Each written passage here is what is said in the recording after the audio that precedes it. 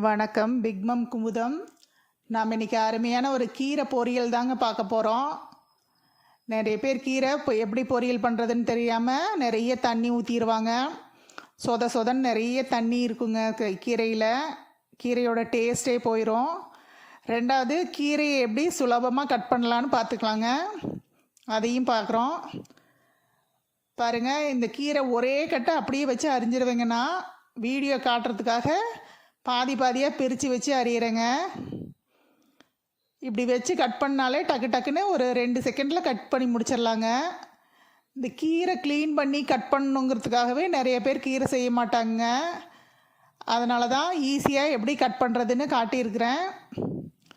இந்த மாதிரி கட் பண்ணி விட்டுட்டு அந்த வளர்த்தியாக இருக்கிறதெல்லாம் மறுபடியும் எடுத்து வச்சு கட் பண்ணிங்கன்னா 2 செகண்டில் சுலபமாக கட் பண்ணிடலாங்க. நம்ம அடுப்புக்கிட்ட கொண்டு போய் வச்சுக்கிட்டு எல்லா வேலையும் டக்குன்னு செஞ்சு முடிச்சிடலாம். அதுக்காக தான் இதை காட்டியிருக்கிறேன். பாருங்கள், பிகினர்ஸு, புதுசாக சமையல் பண்ணுறவங்க எல்லோரும் தெரிஞ்சுக்கணும் அப்படிங்கிறதுக்காக கீரையை க்ளீன் பண்ணி கட் பண்ணணுன்னா ரொம்ப நேரம் ஆயிடுது அப்படின்னு அதுக்காகவே கீரை சமைக்க மாட்டாங்க நிறைய பேர். அதுக்காக தாங்க கட் பண்ணுறதையும் காட்டியிருக்கிறேன். இன்னொரு வீடியோவில் கீரை எப்படி க்ளீன் பண்ணுறதுன்னு காட்டியிருக்கிறோங்க. அதையும் பாருங்கள். கீரையை க்ளீன் பண்ணுறதோ கட் பண்ணுறதோ ரொம்ப சுலபங்க. நம்ம டெய்லி ஒரு கட்டு கீரை வாங்கி பொரியல் பண்ணி சாப்பிட்டுக்கிட்டோம்னா உடம்புக்கு அவ்வளோ நல்லது. 2 செகண்டில் கீரையை கட் பண்ணி சமைச்சு முடிச்சிடலாங்க. கீரை வேகிறதும் டக்குன்னு 2 நிமிஷத்தில் வெந்துருங்க. கீரைக்கு அதே மாதிரி தண்ணி சேர்க்கக்கூடாதுங்க. எப்போவுமே குழம்புக்கு தாங்க தண்ணி சேர்க்கணும். பொரியல் பண்ணுறதுக்கெலாம் முடிஞ்ச அளவுக்கு தண்ணி சேர்க்காமையே இது பண்ணணுங்க. ரெண்டாவது, கீரையை திறந்து வச்சே வேக வைக்கணுங்க. 2 ஸ்பூன் கடலெண்ணெய் விட்டுக்கலாங்க. பாத்திரத்தை அடுப்பில் வச்சு கொஞ்சம் கடுகு சேர்த்துக்கலாங்க. கீரைக்கு நான் எப்பவும் கொஞ்சம் ஜீரகம் சேர்த்துக்குவேங்க. ஒவ்வொருத்தருக்கு வயிற்றில் கேஸ் உண்டு பண்ணோம். அதனால் கொஞ்சம் ஜீரகம் சேர்த்துக்கலாங்க.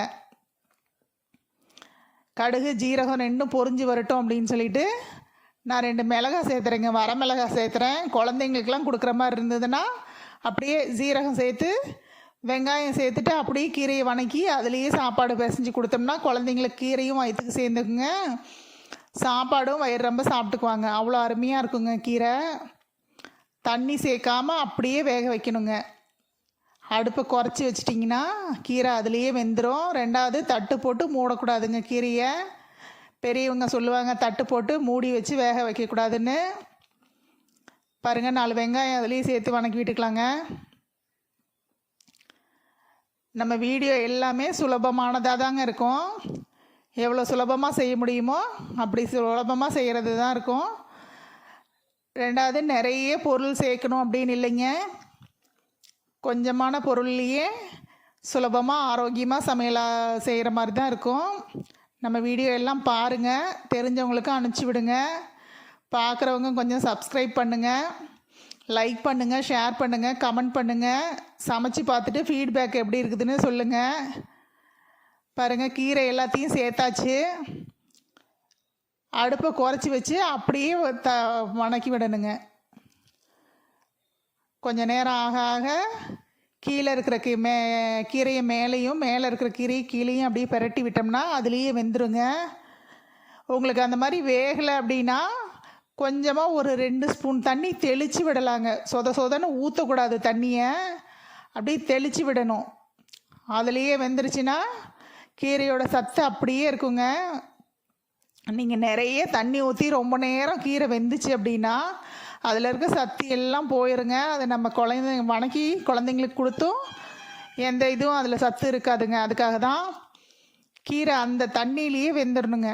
சும்மா ஒரு 2 நிமிஷம் 4 நிமிஷத்துக்குள்ளேயே கீரை வெந்துடும். நீங்கள் கொஞ்சம் செக் பண்ணி பாருங்கள். வேகலை அப்படிங்கிற மாதிரி இருந்ததுன்னா ஒரு 2 ஸ்பூன் மட்டும் தண்ணி தெளித்து விட்டு மேலே இருக்கிற கீரையை கீழேயும் கீழே இருக்கிற மேலேயும் கொண்டு வந்தீங்கன்னா ஒரு 2 நிமிஷத்தில் வெந்துருங்க. கீரை நல்லா சுருங்கினதுக்கப்புறமா உப்பு சேர்த்துங்க.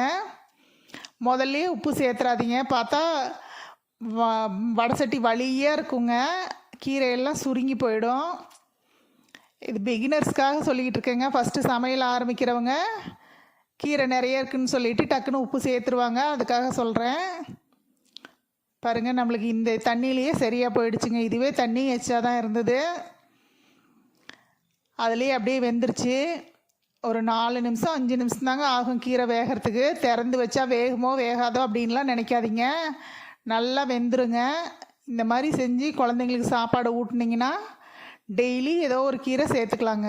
குழந்தைங்களுக்கு உடம்பு நல்லா ஆரோக்கியமாக இருக்கும். நம்மளுக்கும் லஞ்சுக்கு ஏதாவது ஒரு கீரையோ ஒரு பொரியலோ செஞ்ச மாதிரி இருக்கும். ரசத்துக்கு, தயிர் சாதத்துக்கு, எல்லாத்துக்கும் இந்த மாதிரி செஞ்சுக்கலாங்க. செஞ்சு சாப்பிட்டுக்கலாம். இல்லை நம்மளும் இதுலேயே சாதத்தை பிசைஞ்சு கொஞ்சமாக சாதம் சாப்பிட்றோம் அப்படின்னா கீரை நிறைய வணக்கி வச்சுட்டு அது கூட பிசைஞ்சு சாப்பிட்டுக்கலாங்க. அதுவே நமக்கு ஒரு நாளைக்கு தேவையான சத்தெல்லாம் உடம்புக்கு கிடச்சிருங்க. அவ்வளோதான். பாருங்கள், கீரை வெந்துருச்சு.